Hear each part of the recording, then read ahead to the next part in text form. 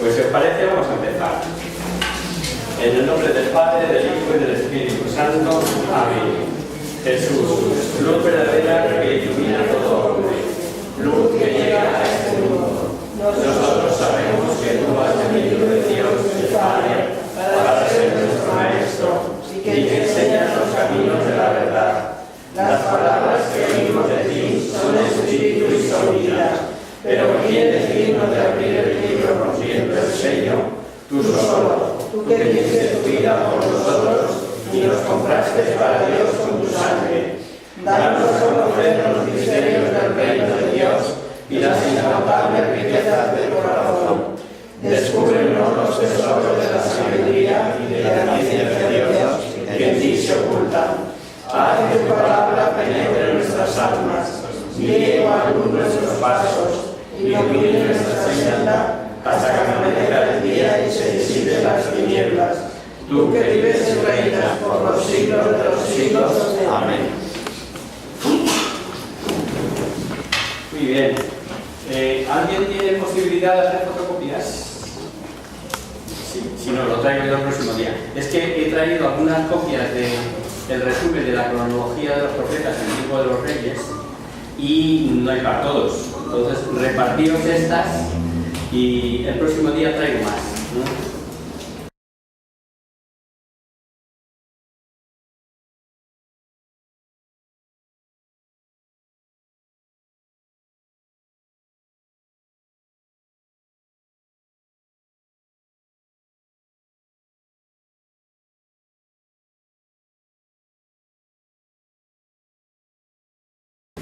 Eso es como un tesorillo para guardarlo, porque es una cronología perfectamente determinada. Miramos a la izquierda, encontramos los reyes de Judá, miramos a la derecha, encontramos los reyes del reino del norte, los reyes de Israel.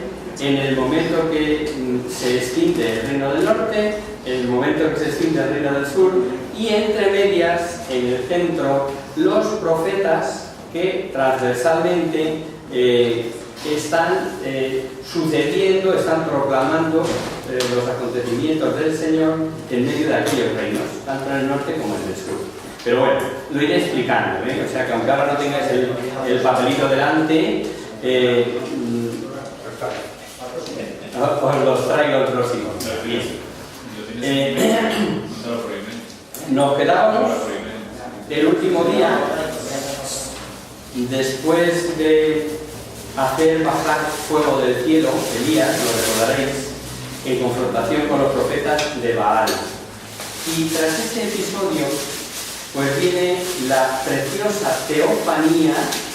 ¿Sabéis? ¿Recordáis lo que era teofanía? A ver, que estamos aquí de curso, puntúo. El que me lo diga, le pondré el 10. Manifestación de Dios. Esa preciosa teofanía en el monte de Oreb, en el Sinaí, donde el Señor, ya vamos a ir leyendo en Segunda de Reyes 19:12, el Señor no está ni en el fuerte viento, ni en el terremoto, ni en el fuego. Leemos y lo tenemos.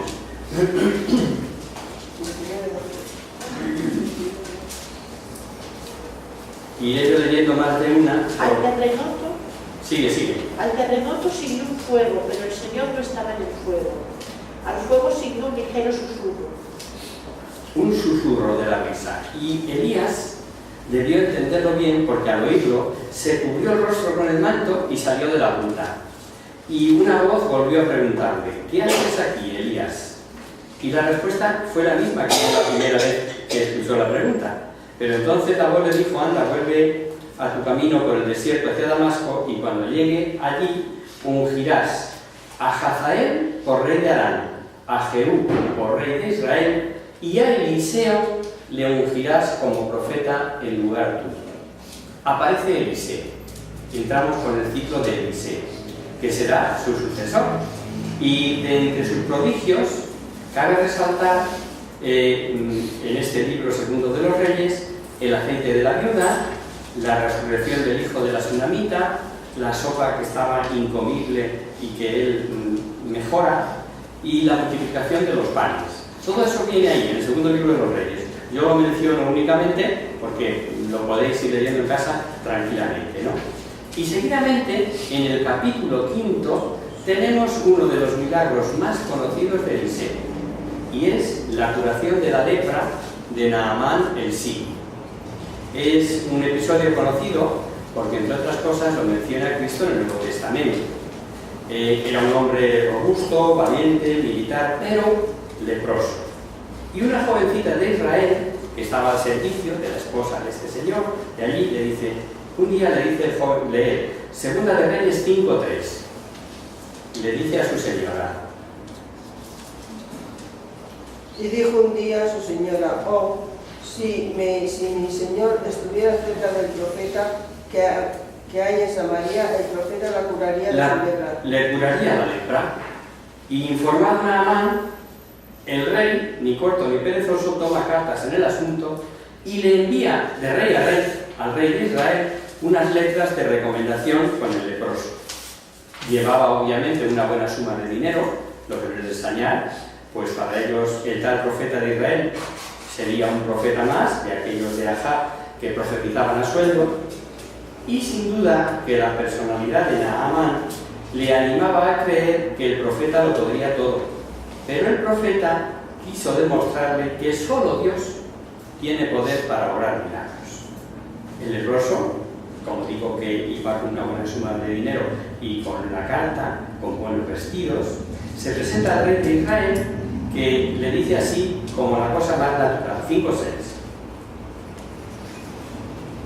Y entregó al rey de Israel la carta en la que se decía, cuando recibas esta carta verás que te envío a mi servidor Naamán, para que lo cures de la lepra. Para que le cures de la lepra. Y el rey, todo ofendido, sigue leyendo. Cuando leyó la carta el rey de Israel, rasgó sus vestiduras y exclamó, ¿acaso soy yo Dios capaz de dar la muerte o la vida para que éste me mande un hombre leproso para que lo cure? Fijaos y veréis que busca un pretexto. Que lo que están buscando son líos. Se para pensar en todo menos en que alguien puede haber en su reino, en Israel, que pueda curar la lepra. Él, desde luego, el rey no. Y cuando Eliseo supo que el rey de Israel había hecho este gesto, le calmó diciendo que le hiciera llegar al leproso donde él estaba, y así se sabría que en Israel había un profeta. Acostumbrado este militar a los exorcismos de los profetas de Baal, a las acciones espectaculares y otras cosas parecidas, quedó tan extrañado como enfadado por las dos cosas, por enviarle recado por medio de un mensajero y por lo que le pedía hacer para haberse curado de la lepra. Pues le ordenaba que se lavase 7 veces en el Jordán, y el leproso, como digo, muy enojado, dijo, leer en el 11, 5:11. Naamán se enfadó y decidió irse comentando, yo me imaginaba que saldría en persona a verme y que, puesto en pie, invocaría al Señor su Dios, pasaría la mano sobre la parte enferma y me libraría de mi enfermedad, etcétera. Vale, pues enfadado se iba como reprochando lo que le parecía una memez, diciendo que los ríos de Damasco eran mucho mejores y más grandes que las aguas de todo Israel, mucho menos ese río chulillo, el Jordán, y le dijeron, le aconsejaron, ay padre mío, si el profeta te hubiese mandado algo muy difícil, ¿no lo hubieras hecho? Se ve que le convenció este razonamiento lógico, y el leproso fue, se lavó 7 veces en el Jordán, y nos dice el texto que se quedó su carne limpia como la de un niño pequeño. La impresión que recibió el leproso al verse curado no es de extrañar, y vuelve con todo su séquito a Eliseo, y presentándose a él le dice, leed el 15. Volvió con su comitiva y se presentó al hombre de Dios diciendo, ahora reconozco que no hay Dios en toda la tierra más que el de Israel. Acepta un regalo de tu servidor. Hay ahí un forcejeo, y el curado queriendo darle recompensa, Eliseo a negarse a tomar nada, y ahora vemos una acción que a no pocos les parecerá rara si no se mete en este marco del Antiguo Testamento. Naamán, ya que no pudo entregar recompensa al profeta, le pide algo extraño. Vais a ver, en el 17, Naamán dijo: entonces que a tu servidor le dejen llevar tierra, la carga de un par de mulas, porque delante de tu servidor no ofrecerá holocaustos ni sacrificios a otros dioses fuera del Señor. A otros dioses, sino a Yahvé. La razón de pedir tierra de Israel es que por una ficción jurídica la tierra de Israel esparcida en Damasco convertía aquel suelo en tierra esparcida en tierra de Yahvé. Como veis, ya lo hemos dicho en otras ocasiones, latía la idea de que cada dios ejercía su influencia sobre un territorio específico. Se van alternando reyes de uno y otro bando, o reyes del norte, reyes del sur, y entre medias los profetas, que como os decía son los voceros de Dios. Y vamos a leer un pasaje conocido porque el evangelista Mateo dice que en María se cumplió esta profecía. La semana pasada nos hablaban de María y de la virginidad de María. Y aquí nos encontramos en un momento histórico para poder hacer concordar los dos cuadros. En el de la izquierda, que son reyes de Judá, quedaos con Acaz, que está en tiempos de Isaías. Y justo coincidente en el tiempo, tenemos como rey de Israel a Pekah. Nos hemos situado ahí, ¿verdad? Pues dice... Pekah, dice ahí. Bueno, es Pekah, sí. En tiempos del rey Ahab, rey de Judá, mejor vamos a coger el libro de Isaías. No perdáis ahí Segunda de Reyes, pero buscar Isaías 7:1.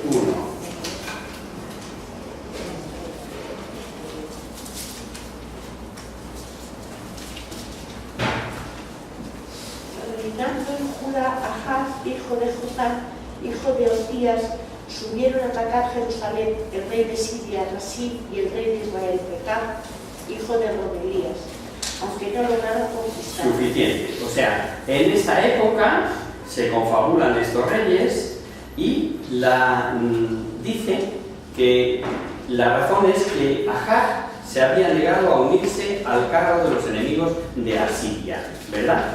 Pues bien, esta unión contra Jerusalén hace temblar al rey Ahab. Pero Isaías, de parte de Dios, le dice que no tiembles, que esté firme tu corazón. Y hasta le dijo que sus enemigos eran como dos tizones humeantes, que no iban a pasar de ahí, vamos. Y viendo el profeta, la inquietud y la desconfianza, le dijo que le pidieron portento extraordinario para confirmarle que tendrían la ayuda de Dios, la ayuda de Yahvé. Y la hipocresía de Ahab llegó a decirle, como queriendo darle al profeta una lección de religiosidad. Y le dice aquello de, no quiero tentar a Yahvé, lejos de mí pedir una señal al Señor. Por un lado, la incredulidad de Ahab no era menor que su cínico proceder. ¿Por qué? Pues porque ya había hecho o había enviado a Tiglat-Pileser un tributo sacado del tesoro del templo, por supuesto, y del palacio, como declarándose vasallo suyo. Y dice, que por eso decía no perdáis Reyes, Segunda de Reyes 16-17.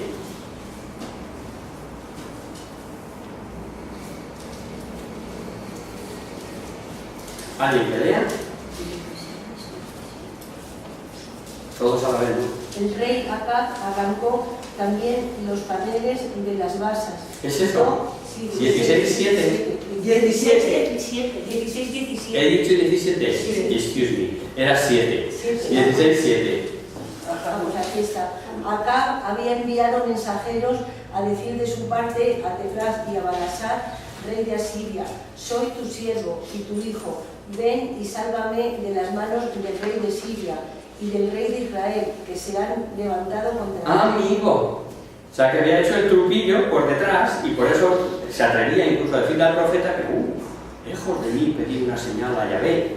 Y es cuando la famosa profecía de Isaías 7:14, que eso no lo tenemos que saber de memoria, 14 doble de 7, en Isaías 7:14 es cuando, no sé si lo leímos el lunes pasado, pero lo hemos leído muchas veces, ¿no? El Señor mismo os dará por eso la señal. Y aquí que una virgen grávida, es decir, preñada, da a luz y le llama Emmanuel, todo así en presente. Profecía que se cumple en la Virgen, que concibe y da a luz al Mesías, siendo virgen antes del parto, en el parto y después del parto, que es lo que la Iglesia nos enseña. Pues si así andaban las cosas en Judá, en el reino del norte no andaban mejor que allí. En el año 12 del reinado de Acab, comenzó a reinar en Israel el último rey de este reino, Oseas. Le veis ahí a la derecha, ¿no?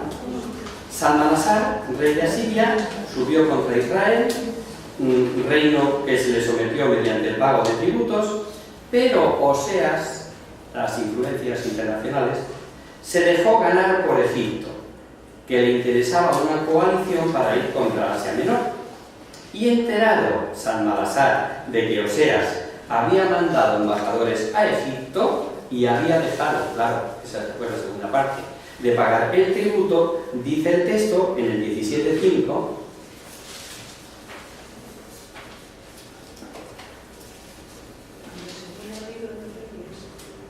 sí, Segunda de Reyes, donde estábamos. El rey de Asiria invadió todo el país, atacó a Samaria y la sitió durante 3 años. Ya está, 5, no solo el 5. Sí, que el otro. El año 9 de Oseas, el rey de Asiria se apoderó de Samaria, deportó a Siria a los israelitas, se instaló en Jalá, junto al Jabor, río de Gozán. Se acabó Samaria, se acabó el reino del norte. Lo importante es lo que nos dice la Biblia sobre la caída de Samaria y sobre todo las razones del por qué Dios permitió que esto ocurriera.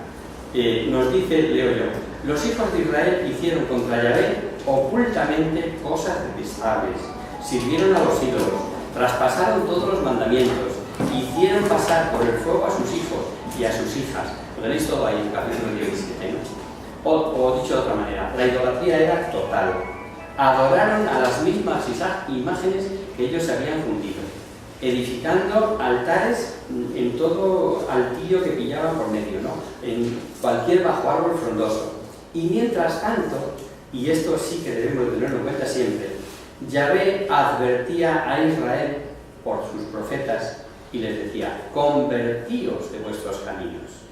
El texto sigue diciendo que no escucharon, que endurecieron su cabeza, su cerviz, que rechazaron sus leyes y la alianza, y cuando ya, por más que haga Dios, van de mal en peor, pues tienen que atenerse a las consecuencias.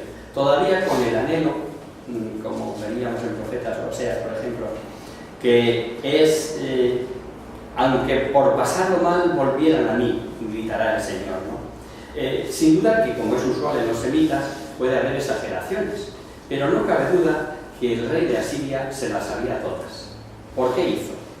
Se llevó cautivos a los hombres para el trabajo y en cambio estableció en Samaria, en lugar de los israelitas, otras razas. Así no había peligros levantamientos. Las mujeres que quedaron israelitas y el país poblado por otras gentes. Segunda de Reyes 17:24. Leed. El rey de Asiria trajo gente de Babilonia, Cutá, Abá, Hamat y Sefargabaim, y estableció unas poblaciones de Samaria para reemplazar a los israelitas. Y de las uniones matrimoniales de los importados, con las mujeres israelitas que habían quedado, se formó lo que se llama la raza samaritana, que ya nos es conocida, ¿no? Por coger una frase de este exegeta Ricciotti que venimos usando muy a menudo, dice: raza tan deforme, étnica y religiosamente esta de los samaritanos, que siempre fue de abominio de los últimos siglos. Y todavía en tiempos de Cristo podemos recordar el encuentro de Jesús con la samaritana, que se extrañaba que hablase con un judío, y a Jesús, como el peor de los insultos, le decían: ¿no decimos nosotros que eres samaritano y tienes demonio? Así se equiparaba a los samaritanos, ¿no? Pues con el fin del reino de Israel se acabó la historia de tal reino. El reino de Judá, como veremos, todavía vivió otros 136 años, reinando 8 reyes más, por supuesto todos de la dinastía de David. En general veremos que no les sirvió el escarmiento en cabeza ajena del desastre de Israel. Y vamos con el primero de los reyes de Judá, cuando ya no había reyes en Israel, que es Ezequías. De este rey, sí nos dice la Biblia, no solo que hizo lo recto a los ojos de Yahvé, sino que hizo algo que no había hecho ninguno. Hizo desaparecer los altos, rompió los tipos, derribó las aseras, pero además, y aquí hemos de explicar, 18:4. Alguien que lea 18:4. Suprimió los santuarios de los altosanos, derribó las estelas, arrancó los postes sagrados y deshizo la serpiente de bronce hecha por Moisés. Pues los israelitas continuaban todavía quemando el incienso. La llamaban Nehustán. Nehustán, demostración de lo que ya hemos explicado. Las imágenes en sí mismas no son ni buenas ni malas. Depende del uso que se haga de ellas. Por el libro de la sabiduría sabemos que les sirvió como señal para traerlos a la memoria los preceptos de la ley. Pues el que se volvía a mirarla no era curado por lo que veía, dice el libro de la sabiduría, sino por ti, Salvador de todos. Y sabemos que aquella serpiente de bronce era tipo de Jesús, lo vimos el año pasado, ¿no? Pues el que se volvía era curado, o sea, la miraban y se curaban de las picaduras, ¿no? Y Cristo dirá que es de él, igual que la serpiente, una vez subido en cruz, atraeré a todos hacia mí. Pues llegaron a hacer un mal uso de esta serpiente y la adoraban como un dios más y le llamaban hasta con un nombre, el dios Nehustán. Consecuencia, que este buen rey llega y dice, no, esto es objeto de idolatría, fuera. Y con todo el bien que había hecho en el pasado, si ahora la han convertido en un ídolo, pues la destruye también. Como decía, bueno, razón tendrá después Ezequiel al revelar la responsabilidad de cada alma. Es interesante conocer también la historia de los profetas. No sé, quedaremos al curso que viene todavía, pero un curso muy bonito y que completa este es el de los profetas. No olvidemos que Ezequías era hijo del mal rey Acat, pero él, dice en el 5 y 6 del capítulo 18, ahí donde estábamos, 18, 5 y 6, puso su confianza en el Señor, Dios de Israel. Ni antes ni después hubo un rey como él en Judá. Vivió unido al Señor y no se separó de él, guardando los preceptos que el Señor había ordenado a Moisés. Exacto. Se preocupó de fortificar Jerusalén y de todo el recinto amurallado. Sin duda siempre tuvo presente el poder liberar al reino de la soberanía de Asiria, pero todo intento fue fallido. Y luego, por otro lado, estaba Egipto, que venía achuchando también. El caso es que Senaquerib, rey de Asiria, subió contra las ciudades fuertes de Judá y Ezequías, ¿qué remedio? Tuvo que pedirle perdón, comprometiéndose a pagarle un fuerte tributo. Y tan elevado que tuvo que, tras vaciar las arcas del templo y del palacio, quitar las puertas de oro del templo, que estaban forradas de oro. Y esto lo sabemos porque hay una inscripción en Nínive, el Neví Kunús, que dice: del remoto país de Judá yo doblegué, a Ezequías, su rey, le impuse mi yugo. Esto lo ha encontrado la arqueología. Hay veces pues que estos paralelismos de la historia profana nos vienen de maravilla para ver que lo que nos está diciendo la Biblia se ajusta a la historia. Hubo un segundo acto que ocurrió después de estar sujeto Ezequías al tributo, y es que el asirio envió a 3 altos cargos pidiendo que entregasen Jerusalén. Hay una reunión con 3 mandatarios de Ezequías y no hay arreglo. Entre otras razones, porque intervino en contra de ceder el profeta Isaías. Por eso digo que tiene importancia el cuadrito este, que es un poco como oro, ¿eh? O sea, es una chuleta digna de ser guardada, porque nos da los paralelismos de quién interviene en cada momento, ¿no? Que no se me olvide el próximo día hacer más copias. Lo mando por internet. Ah, pues también, los que tenéis correo, ¿no? Pues lo manda Manolo por internet. Perfecto, estás en todo. Muy bien. Pues decía que no hay acuerdo porque se opone Isaías. Pero en esta reunión, el copero, que era uno de los que habían enviado a negociar, insolente hasta no poder más, alza la voz y dice: ¿confías en Egipto, en esa caña rota que pincha y tiene la mano donde la haya? Y tenía razón en este caso este hombre, porque siempre le fue mal a Judá confiar en Egipto. Decía otras muchas cosas, leer en el 35, 18, 35. Que fue ¿Qué lo... Dios de estos países ha librado a su tierra de mi poder para que el Señor pueda librar a Jerusalén? Sigue. El pueblo estaba callado, sin decir nada, porque el rey había mandado que no le respondieran. Claro. El caso es que llevaron a Ezequías el encuentro de esta comisión, tripartita diríamos, ¿no?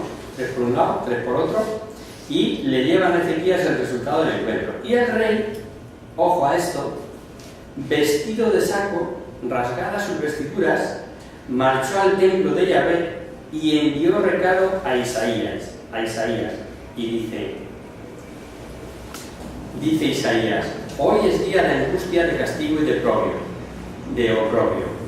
¿No habrá oído Dios las palabras del copero mayor del rey de Asiria, mandado por su señor para insultar al Dios vivo? ¿Y dejará ya de tu Dios de castigar las palabras que ha oído? Todo esto lo lleva a la oración piadoso rey, ¿no? Isaías entonces anima a Ezequías diciéndole que no se asuste de aquellas palabras de este hombre, de este insensato copero, y le dijo: yo voy a poner sobre el copero un espíritu tal que al oír una noticia que recibirá, se volverá luego a su tierra y allí perecerá. Sennacherib volvió con las mismas y envió cartas a Ezequías diciéndole que más le valía rendirse que resistir y así salvar Jerusalén, gritando que él destrozara Jerusalén. Ezequías cogió las cartas como antes, se va a la casa de Yahvé, las despliega ante Yahvé y hace una preciosa plegaria en la que, entre otras cosas, decía, leer en el 19:19. Te suplico, Señor Dios nuestro, que nos libres de su poder, para que todos los reinos de la tierra sepan que tú, Señor, eres el único Dios. Tú que has hecho los cielos y la tierra, inclina tu Yahvé, oh Señor, escucha, etcétera, etcétera, ¿no? Es muy bonito. Y es posible que fuese la peste, pero lo cierto es que el ejército asirio fue diezmado en una noche, en una sola noche. Y Jerusalén quedó en paz y el rey de Asiria, Sennacherib, estando adorando a su Dios, fue asesinado por sus propios hijos. ¿Hasta dónde llega la ambición del poder? Sabemos que en la Biblia no pocas veces se interponen narraciones, ¿no? Y al narrar sucesos, el hagiógrafo no se ocupa de si se han escrito antes o si se han escrito después. O sea, que no son escritos cronológicamente perfectamente acoplados, ¿no? Y así ahora que nos va a contar la enfermedad de Ezequías, bien pudiera haber sido contada antes de estos otros sucesos que hemos leído. Muy posiblemente cuando Ezequías era joven y sin tener todavía descendencia. El asunto es que enfermó Ezequías. Leer 21. Por aquel tiempo Ezequías se enfermó de muerte. El profeta Isaías, hijo de Amós, acudió a él y le dijo: así dice el Señor, arregla los asuntos de tu casa, porque vas a morir inmediatamente. Correcto. Isaías se fue, y Ezequías oraba y pedía a Dios con gran llanto. Y el Señor escuchó su oración. Y llamó de nuevo a Isaías y le dijo que volviese donde el rey y le anunciase: he escuchado tu oración, he oído, he visto tus lágrimas, te curaré. Y en el anuncio, que por eso he querido coger la cita, iba la promesa de que en 3 días estaría curado y que viviría otros 15 años y que se vería libre del rey de Asiria, como así fue. Y el rey le preguntó, 28. Ezequías había preguntado a Isaías: ¿con qué señal conoceré que Yahvé me curará? ¿Cómo voy a notar yo que voy a estar curado? ¿Y Y nos encontramos con un caso digno de ser meditado. Lee 29. Isaías le respondió: he aquí la señal por la que conocerás que Yahvé cumplirá las palabras que he ya pronunciado.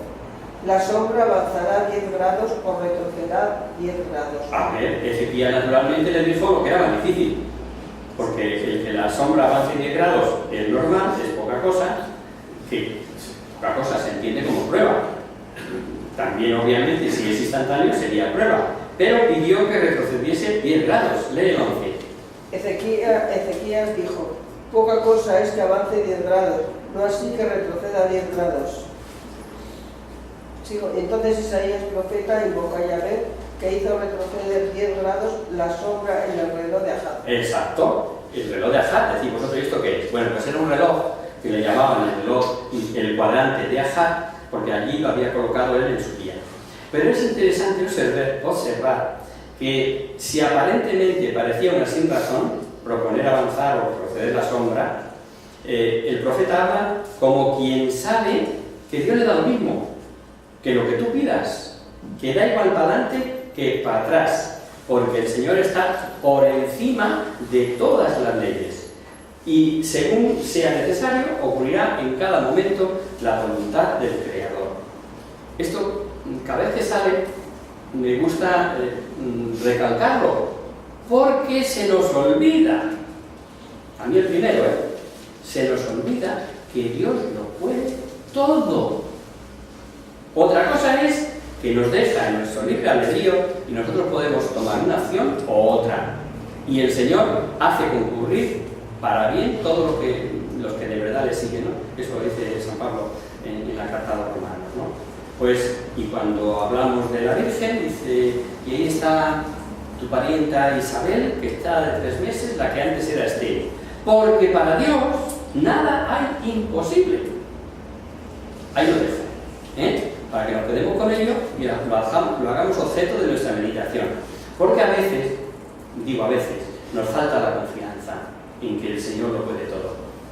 Y aquí el milagro, pues, si lo intentamos explicar desde el punto de vista físico, pues no lo sabremos explicar, ni lumínico, ni yo qué sé. Lo cierto es que este fenómeno natural pudo deberse a la refracción de la luz, a varias de a saber. En la época de Ezequías nadie hubiera sospechado lo que ocurriría con el reino unos 100 años después. Dice la Biblia que en una comisión del rey de Babilonia fue a visitar a Ezequías cuando estaba cochito, con motivo de su enfermedad, y el rey cometió un error, y es que le enseñó todos los tesoros de plata, de oro, de aromas, cuanto de precioso había en su reino. Esta ostentación hecha por Ezequías, además de ser un alarde vanidoso de riqueza, era un incitar a contar con apoyo contra Asiria, lo que suponía tener más fe en la ayuda humana que en Yahvé. Y Isaías, enterado, dice a Ezequías 20:18. Y de los hijos que de ti saldrán, de los engendrados por ti, tomará para hacer de ellos eunucos del rey de Babilonia. Un poquito antes del 17. Tiempo vendrá en que será llevado a Babilonia todo cuanto hay en esta casa, todo cuanto atesoraron tus padres hasta hoy, sin quedar nada. Y de los hijos que de ti saldrán, de los engendrados por ti, tomarán para hacer de ellos eunucos del palacio del rey de Babilonia. Tremenda profecía que vemos cumplida. La destrucción de Jerusalén y la cautividad de los judíos a Babilonia. Caído el yavismo, por haber quedado reducido a los ritos, solamente a los ritos, dice Ricciotti que debía hundirse de nuevo, y esto sucedió con el hijo de Ezequías llamado Manasés, que es el que tenemos ahí a continuación. Manasés fue rey a los 12 años y se preocupaba más de sus juegos, de sus diversiones, que de la fidelidad a Yahvé. Pero lo peor es que fue un rey inspirado en el antiyavismo más rabioso. Dice, leo yo porque andamos mal de tiempo y quiero terminar. Reedificó los lugares altos que su padre había destruido, edificó altares a Baal, hizo una sera, dio culto a los astros del cielo, hizo pasar a su hijo por el fuego. Al dios Moloch le ofrecían víctimas humanas en holocausto, y a este dios debió de ofrecerle Manasés su hijo. Recordaréis que Dios había dicho a Salomón que en el templo que él le había edificado estaría su nombre, en la casa de Yahvé. Pues la casa de Yahvé, Manasés la convirtió en algo impensable, echó por un rey, claro, alzó altares en la casa de Yahvé, a todo el ejército de los cielos, altares a Baal, levantó una asera, y Manasés, por si fuera poco, cargó con el pecado de derramar en abundancia sangre inocente, tanta que dice el texto que derramó mucha sangre inocente hasta llenar Jerusalén de un cabo al otro. Todo eso viene ahí en el 21, 16. Y lo hago por terminar esto, porque el próximo día quisiera ver los dos libros de Crónicas y explicar un poquito quiénes son Esdras y Nehemías, que es todo lo que contiene el curso. Entonces, sigo adelante. Hay una interesante tradición que recoge el Talmud, según la cual Manasés mandó aserrar en pedazos a Isaías. Y puede, digo, que a esto se refiere el autor de la carta a los hebreos, cuando, recordando las torturas recibidas por los profetas, dice en Hebreos 11:37, para los que tomáis nota, fueron apedreados, tentados y aserrados. En este segundo libro de Reyes se nos dice solamente y escuetamente que murió Manasés y fue sepultado. Pero en el de las Crónicas nos dice que fue apresado y cargado con grillos y cadenas y así llevado a Babilonia. Manasés, que como vimos comenzó a reinar a los 12 años, contó con malos preceptores, y Josías, que se vio rey a los 8 años, tuvo una madre buena, muy buena educadora, y sin duda influyó en su formación religiosa fiel a Yahvé. Y esta sí la vais a leer, 22:2. Hizo lo que el Señor aprueba, siguió el camino de su antepasado David, sin desviarse a derecha ni izquierda. Este es el otro rey bueno. Hizo lo recto a los ojos de Yahvé, Josías, sin apartarse a derecha e izquierda. Ya desde muy joven buscaba a Dios y pronto comenzó a purificar Judá y Jerusalén.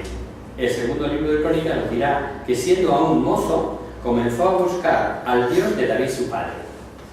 El estado del templo de Jerusalén lo podemos suponer, con lo que había hecho su papá, y por todo lo que hemos visto, ¿no? Era un lugar de idolatría. Había que hacer limpia general y además precisaba obras. Y el rey mandó recaudar fondos para hacer obra y encargó la misión al sumo sacerdote Elías. Y es posible que durante este tiempo hablasen en nombre de Dios los profetas que tenemos ahí, Nahum, Sofonías y, en principio, Jeremías. Y puede que estos hombres de Dios influyeran también en que él fuera un buen rey. Un hecho nuevo y trascendente vino en la ayuda de Josías, y es que durante las obras apareció el libro de la ley. Informado el rey, fue leído el libro delante de él, y cuando halló las palabras, leerlo en el 11:13 del capítulo 22. 22, 11, 13. Cuando el rey oyó las palabras del libro de la ley, rasgó sus vestiduras y dio esta orden al sacerdote Jeremías, a Hicar, hijo de Safán, a Carbot, hijo de Miqueas, al secretario Safán y a Sayá, ministro real. Revoluciona todo. Aparece el libro, manda a consultar a Yahvé y suponía con razón que sufrirían castigo por la pésima conducta de sus antepasados, a no ser caso de las palabras que decía el libro, que lo tenían allí. Y ahora un inciso. Sabemos que María, hermana de Moisés, era profetisa. Y también sabemos de Débora, que era profetisa. No era frecuente que hubiera profetisas mujeres, pero las hay y aparecen en el Antiguo Testamento, como aparecen las diaconisas en el Nuevo. Ya hablaremos de eso también, porque hay una desinformación generalizada. Pero bueno, el caso es que aquí había una mujer que tenía el carisma de profecía, que era Holda, y consultada dijo que los males de los que hablaba el libro vendrían sobre Jerusalén y sus habitantes en castigo de su idolatría, y advierte que serán objeto de espanto y execración. Así fue. Pero para Josías, por haberse conmovido su corazón y por haberse humillado ante Yahvé al escuchar lo anunciado, dice en el 23:20,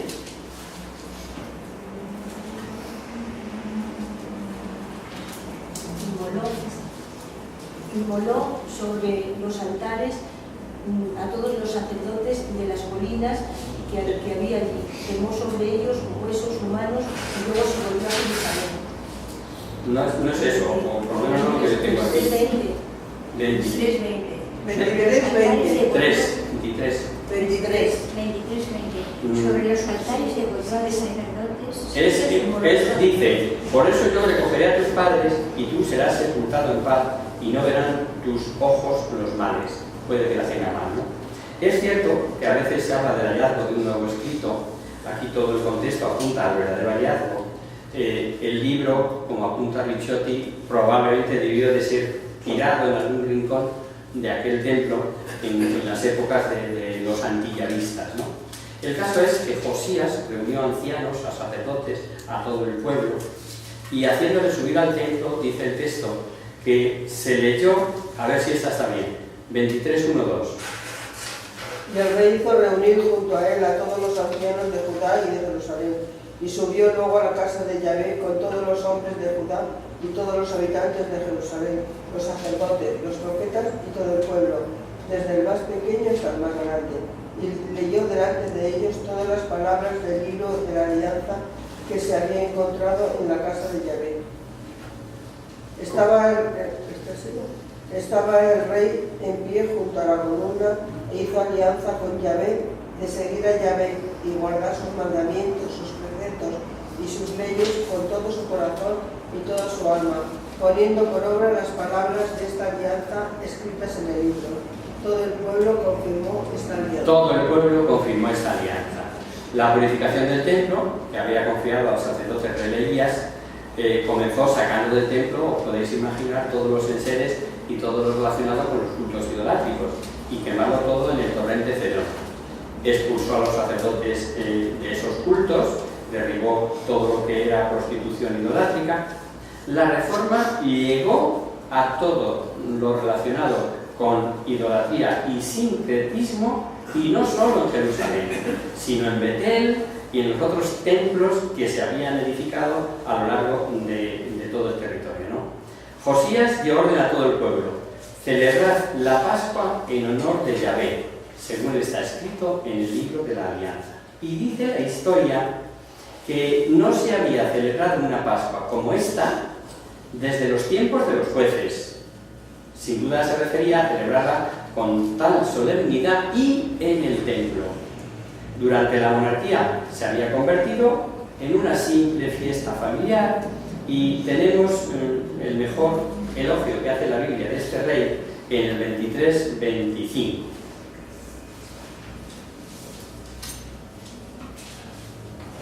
Antes de Josías no hubo un rey que se convirtiera como él al Señor, con todo su corazón, con toda su alma y con todas sus fuerzas, fiel en todo a la ley de Moisés, y después de él tampoco lo hubo. Suficiente. El texto nos dirá que tampoco hubo otro semejante, pero la verdad es que ya, como vemos, quedan pocos reyes por venir, pues se iba aproximando el fin del reino de Judá, según lo que se había profetizado.